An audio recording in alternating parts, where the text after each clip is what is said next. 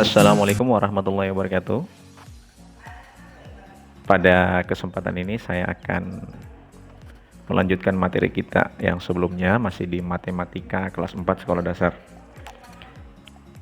Jadi pada kesempatan ini kita masih mempelajari tentang bentuk-bentuk pecahan. Yang lalu itu kita sudah pelajari bentuk pecahan biasa dengan pecahan desimal. Untuk kali ini kita akan mempelajari pecahan dalam bentuk persen. Oke, baik, kita lanjut. Persen itu artinya adalah per 100. Jadi bilangan yang ditulis dalam bentuk ini seperti ini dinamakan persen. Ini ada persennya di belakang ya. Jadi 20% ini itu dibaca ini. Ini yang ini ya. Yang ini dibacanya 20%. Ini persennya. 20% itu nilainya sama dengan 20/100. Kan persen itu adalah per 100. Jadi dia 20/100. Ini kalau disederhanakan, masing-masing dibagi menjadi dibagi 10, jadi penyebutnya dibagi 10, pembilangnya jadi bagi 10 menjadi 2/10. Ini masih bisa disederhanakan, dibagi 2, ini penyebutnya dibagi 2, pembilangnya juga dibagi 2, dia menjadi 1/5. Jadi 20%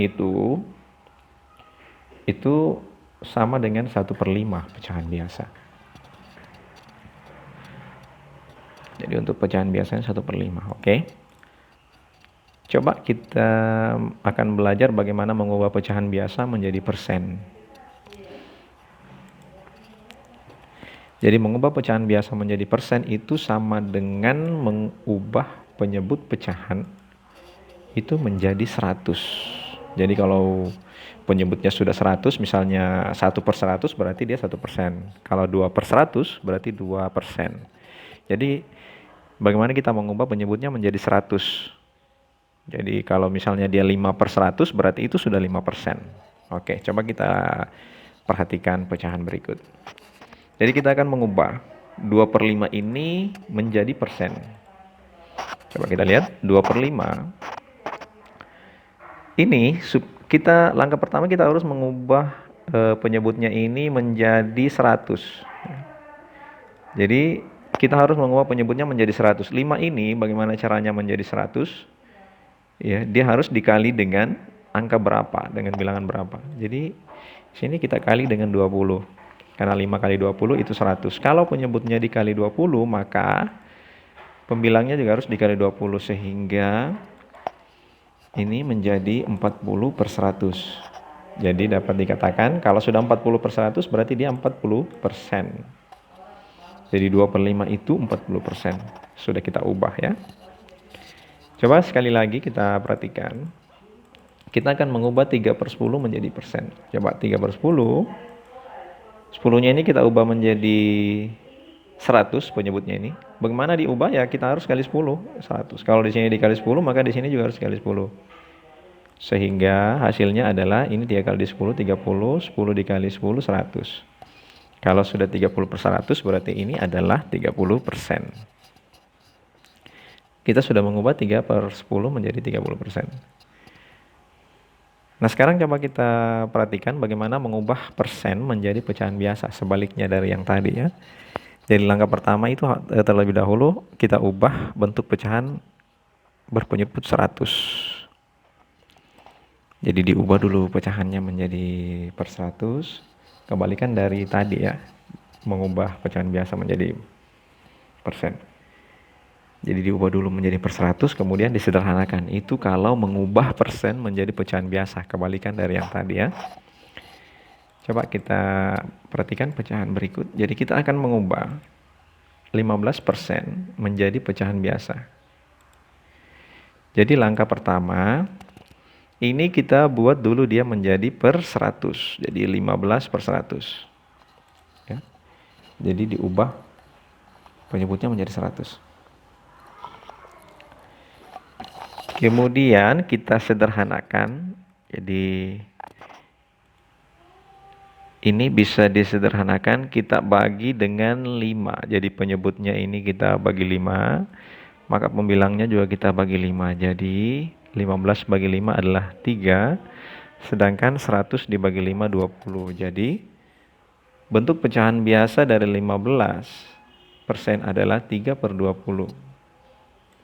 Coba sekali lagi kita perhatikan. Kita mau mengubah 60% menjadi pecahan biasa. Jadi 60% sama dengan 60/100.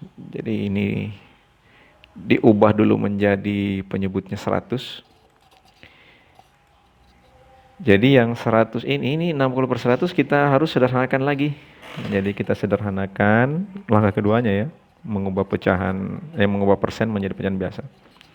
Jadi ini kita sederhanakan. Jadi dia dibagi 10 ya. Kita coba bagi 10 dulu ya. Kita bagi 10, kemudian ini juga kita bagi 10. Jadi hasilnya adalah 6/10. Ya.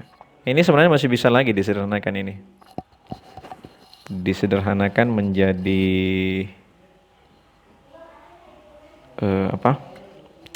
lebih sederhana, dia dibagi 2. Kalau dia dibagi 2 lagi menjadi 3/5. Jadi dia 3/5.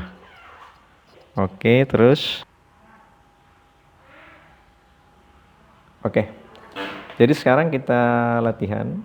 Ini ada bahan latihannya kita. Nanti dikerjakan di rumah.